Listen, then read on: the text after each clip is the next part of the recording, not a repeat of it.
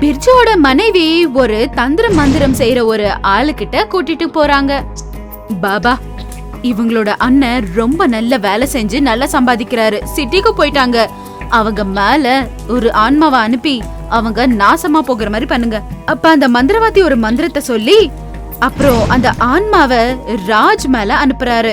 ராஜ் கடையை மூடிக்கிட்டு வீட்டுக்கு போய்கிட்டு இருக்க நேரத்துல அந்த ஆன்மா அந்த ராஜ்குள்ள போய் சேருது. ராஜ் வீட்டுக்கு போய் விசித்திரமா நடந்துக்கிறான். என்னங்க சாப்பிடுவாங்க, என்னங்க போய் படுத்துட்டீங்க? நீ இங்க இருந்து போ, எனக்கு சாப்பிட பிடிக்கல. ராஜு மற்றும் அவங்களோட மனைவி அன்னைக்கு ராத்திரி தூங்கிடுறாங்க. அன்னைக்கு ராத்திரி பிர்ஜு எழுந்து நின்னு ஜன்னல்ல பாத்துட்டு இருப்பாரு. இவ்ளோ ராத்திரில வெளிய என்ன பண்றீங்க நீங்க? ராஜு வாயே திறக்க மாட்டாரு. அவங்க மனைவி ரொம்பவே பயந்துடுறாங்க. நடுராத்திரில தண்ணி குடிக்கலான்னு சொல்லி அவங்க போய் தண்ணி கொண்டு வந்திருக்கும் போது அவங்க என்ன பாக்குறாங்கன்னா ராஜு செவத்து மேல உல்டா நடந்துகிட்டு இருப்பாங்க. அவங்களோட மனைவி ரொம்பவே பயந்து போறாங்க. அதுக்கப்புறம் அவங்கள ஹாஸ்பிட்டலுக்கு கூட்டிட்டு போறாங்க. டாக்டர், இவரு பேய் அறிஞ்ச மாதிரி பிஹேவ் பண்றாரு, அப்புறம் நேத்து உல்டால நடந்துட்டு இருக்காரு, அதோ செவத்து மேல ஏறி எனக்கு பயமா இருக்கு. இங்க பாருங்க, இதுக்கான ட்ரீட்மெண்ட் எங்க கிட்ட இல்ல.